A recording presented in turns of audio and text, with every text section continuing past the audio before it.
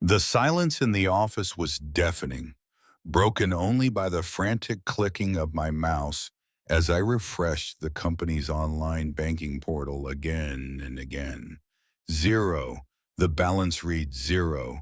Years of hard work, late nights, sacrifices, all gone, vanished, just like Julian, my business partner, my friend, the man I trusted implicitly. His desk was cleared out, a simple, infuriatingly cheerful note left behind. Needed a change of scenery. Don't look for me. Change of scenery. He'd taken everything, every cent. The betrayal felt like a physical blow, leaving me breathless in the empty shell of the company we built together. Anger warred with disbelief. How could he? But even as the panic threatened to consume me, a colder, sharper thought cut through the noise. Julian was gone, yes, but he hadn't gone untracked. He thought he was clever, vanishing into thin air. He didn't know about the watch, the expensive farewell gift I'd given him just last week. The one with a tiny, untraceable secret nestled inside. We started with nothing but a shared dream and relentless ambition. Julian was the charismatic salesman. I was the strategist. We complemented each other perfectly. We celebrated milestones together, weathered storms side by side. He wasn't just a partner, he was like family. I trusted him with access to everything, never second-guessing his decisions or his integrity. We built this company from the ground up, brick by brick, deal by deal. The thought that he could throw it all away, betray that bond for money, it was unthinkable, or so I had believed. Looking back, the signs were there, subtle at first. Julian becoming more guarded about his personal life, hushed phone calls ending abruptly when I walked in, an unusual interest in offshore banking regulations, dismissed as research for potential expansion. Then came the slightly too expensive car, the talk of needing a long sabbatical to find himself. I'd chalked it up to stress, maybe a midlife crisis. My trust in him blinded me to the possibility of something darker brewing beneath the surface. A nagging unease had started, a quiet voice I'd ignored.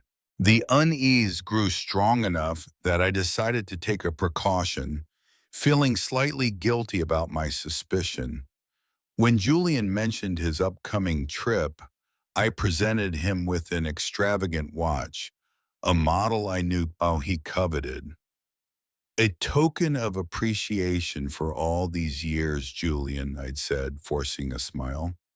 He beamed, oblivious. What he didn't know was that I'd spent the previous night carefully embedding a state-of-the-art micro GPS tracker inside the watch casing. It felt deceitful, yes, but something told me it might be necessary. A silent insurance policy against the unthinkable. He left on a Friday, supposedly for a 2-week vacation in the tropics. Monday morning, I walked into the office, ready for a productive week. Instead, I found the note, the empty desk, and the horrifying reality of the drained bank accounts. The sequence of transfers was sickeningly clear. Multiple large sums moved to untraceable offshore accounts just hours after he'd waved goodbye. The scale of the theft was staggering.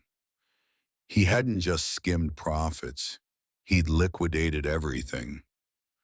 Panic clawed at my throat, quickly replaced by a cold, hard fury. My hands trembled slightly as I opened the tracking app on my secure laptop. I entered the watch's unique ID. For a heart-stopping moment, nothing happened.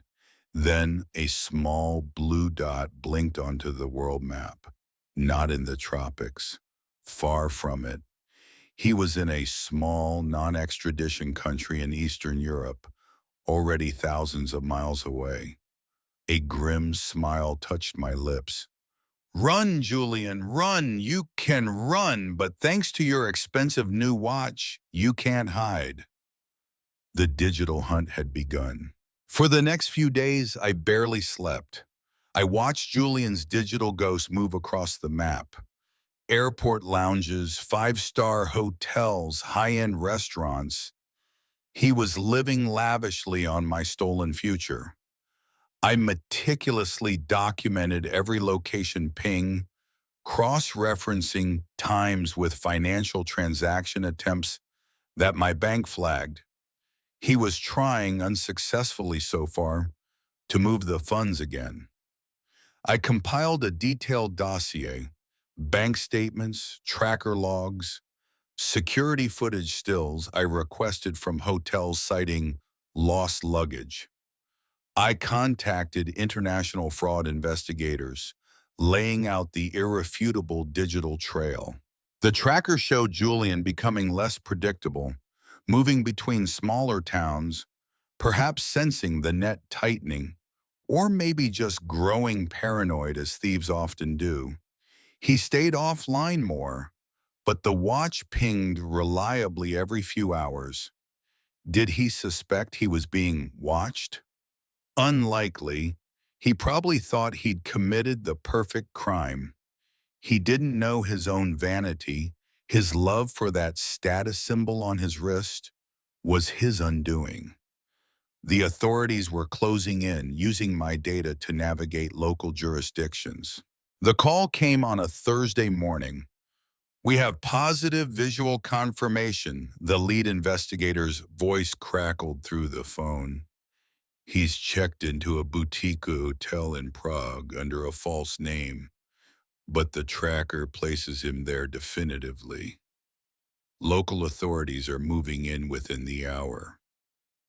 A wave of relief washed over me, so potent it almost brought me to my knees. It was almost over.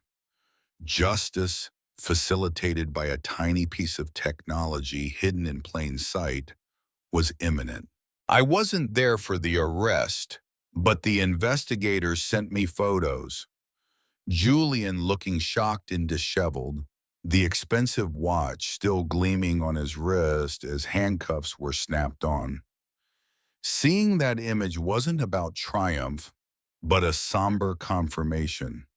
The legal battle to recover the funds would be long, but the first step toward justice was taken. This ordeal taught me harsh lessons about trust and vigilance. Sometimes trusting your gut feeling and taking unconventional precautions is necessary. Technology, used wisely, can be a powerful tool not just for connection, but for accountability. Never underestimate the lengths people will go to for greed, but also never underestimate your own ability to fight back intelligently. Have you ever faced a major betrayal or used technology in a clever way to solve a problem? Share your experiences in the comments.